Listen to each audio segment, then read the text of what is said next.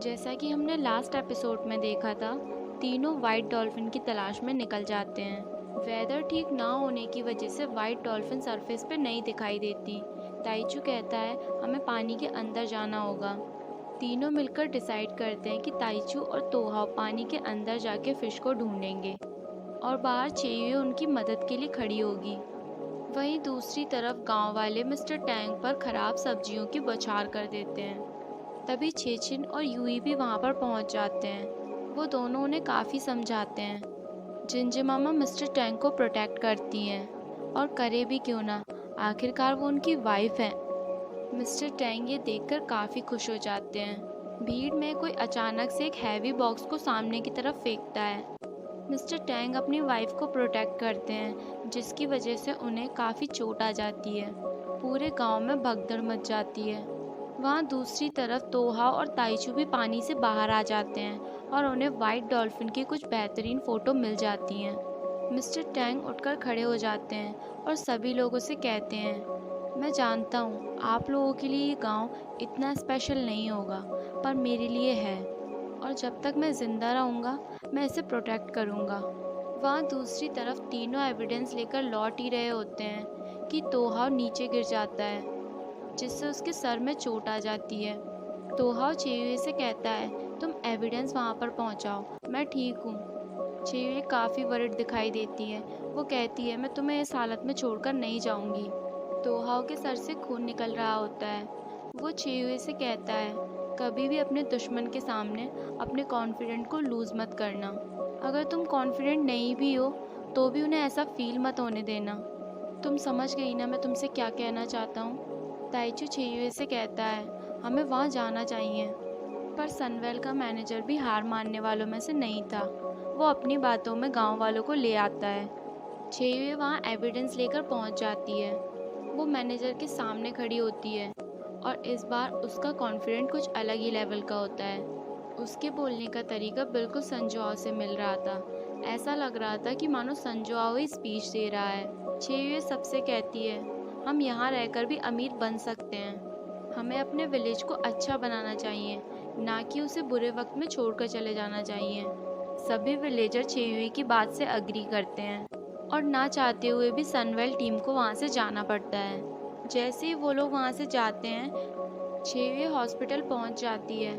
उसे वहाँ रोते हुए दिखाया जाता है। डॉक्टर उसे कहते हैं हमने उसे बचाने की बहुत कोशिश की, और चेयुए फूट फूट कर रोने लग जाती है। और तभी पीछे से ताइचू और तोहाव आ जाते हैं। ताइचू उसे आवाज़ लगाता है। चेयुए जैसे ही मुड़कर देखती है, चेयुए समझ जाती है कि वो गलत पेशेंट के सामने खड़ी है। वो उनसे माफ़ी मांगती है। वो काफ़ी सैड सा चेहरा बनाकर तोहाव की तरफ देखती है। तोहाव उसे अपने गले से लगा लेता है और चेयुए की आंखों से आंसू रुक ही नहीं रहे होते हैं। बेचारा ताइचू दोनों को साथ देखकर खुश नहीं होता। जैसे ही तीनों हॉस्पिटल से घर पहुंचते हैं, सभी लोग उनका स्वागत करते हैं। तोहाव टेरेस पर खड़ा होकर डॉक्टर की बातों को याद करता है। डॉक्टर उसे बताते हैं कि एक छोटा सा ऑपरेशन तुम्हारी पुरानी खोई हुई यादों को वापस ले आएगा। क्या तुम अपनी पुरानी लाइफ को लेकर क्यूरियस नहीं हो, तुम्हारी फैमिली के बारे में? और तभी वहाँ पर चेयुए आ जाती है। वो तोहाव से पूछती है तुम क्या सोच रहे थे? तोहाव उसे ये बात नहीं बताता, क्योंकि उसे पता था अगर चेयुए को ये बात पता चल गई तो उसे काफ़ी हर्ट होगा। चेयुए उसे कहती है मुझे डर इस बात का है कि एक दिन तुम्हारी मेमोरी वापस आ जाएगी और हम सब तुम्हारे लिए एक पास्ट हो जाएंगे। तुम्हें यहाँ की कोई भी बात याद नहीं रहेगी। तोहाव कहता है मेरी मेमोरी वापस आने पर भी तुम मुझे एक्सेप्ट करोगी? चेयुए कह देती है आई डोंट नो। वो कहता है फ्यूचर के बारे में मत सोचो। चेयुए कहती है मैं भी ऐसा चाहती हूँ कि मैं अपने पास्ट के बारे में भूल जाऊँ और मैं एक आइसलैंड पर हूँ, अकेली। मेरे पास सिर्फ एक वाइट पेपर हो जिसमें मैं अपनी न्यू मेमोरीज को फिल करूँ। तोहाव कहता है मुझे नहीं पता, पर इस लाइफ में मुझे काफ़ी लाइट फील होता है। मैं सनराइज़ को फील करता हूँ। गोवा में मैं काफ़ी खुश हूँ। और वो सही कह रहा था। यहाँ वो सनवेल की बिजी लाइफ और यहाँ ग्वामे की फ्रेश हवा, दोनों का कोई कंपैरिजन ही नहीं है। यहाँ सनवेल के भी हालात कुछ ठीक नहीं थे। वो मैनेजर यूई और चेचिन के ऊपर काफ़ी दबाव डाल रहा था। यूई अपने गुस्से को कंट्रोल नहीं कर पाती और वो सारी बात उसके सामने रख देती है। संजोआओ हमारी रिंग सेरेमनी से ही मिसिंग है। वो अपने फादर के फिनरल में तक नहीं आया, जिसे सुनकर वो मैनेजर काफ़ी शॉक्ड हो जाता है। चेचिन यूई को समझाता है। यूई कहती है अब हमें इस बात पर विश्वास कर ही लेना चाहिए कि संजोआओ कभी लौटकर वापस नहीं आएगा। यहाँ मिस्टर टैंग का होटल भी काफ़ी अच्छा चल रहा था। सभी लोग काफ़ी हार्ड वर्क कर रहे थे और तभी छेयुए को किचन में दिखाया जाता है।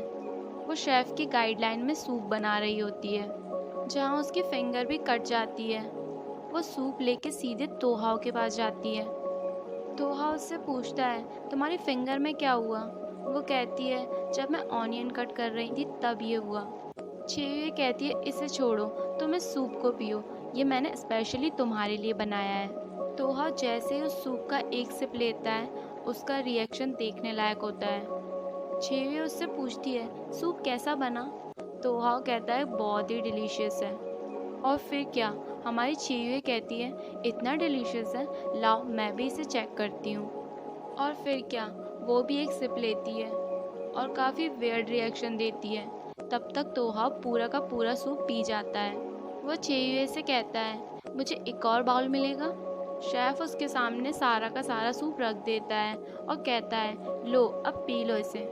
और तभी वहाँ पर ताइचू आ जाता है। वो उन्हें गुड न्यूज़ सुनाता है कि उनकी एप्लीकेशन एक्सेप्टेड हो चुकी है। ताइचू कहता है अब हमें अपनी पब्लिसिटी के लिए कुछ अच्छे से फ़ोटोज़ लेने होंगे। छेयुए कहती है ये सेम आइडिया मुझे भी तोहाओ ने दिया। दोनों एक दूसरे की तरफ देखते हैं। दोनों होटल की पब्लिसिटी के लिए एक पार्टी अरेंज करने की बात कहते हैं। सनवेल में संजोआओ की फैमिली होती है और वो नया मैनेजर उनसे बातें करता है। संजोआओ की मॉम उसे सब कुछ साफ साफ बता देती हैं। उसे भी ये बात सुनकर काफ़ी दुख होता है। वहाँ दूसरी तरफ तोहाओ को दिखाया जाता है। छेयुए का बनाया हुआ सूप पीने की वजह से उसके पेट में दर्द हो जाता है। नेक्स्ट सीन में हमें दिखाया जाता है तोहा छेयुए को ढूंढते हुए घर आ जाता है। जिंजू मामा उससे बात करती हैं और उसे कहती हैं तुम्हें छेयुए के साथ इतना अटैच नहीं होना चाहिए। क्या पता तुम्हारी पास्ट लाइफ में तुम्हारी कोई गर्लफ्रेंड हो, तुम मैरिड हो, कुछ भी हो सकता है। तब छेयुए का क्या होगा?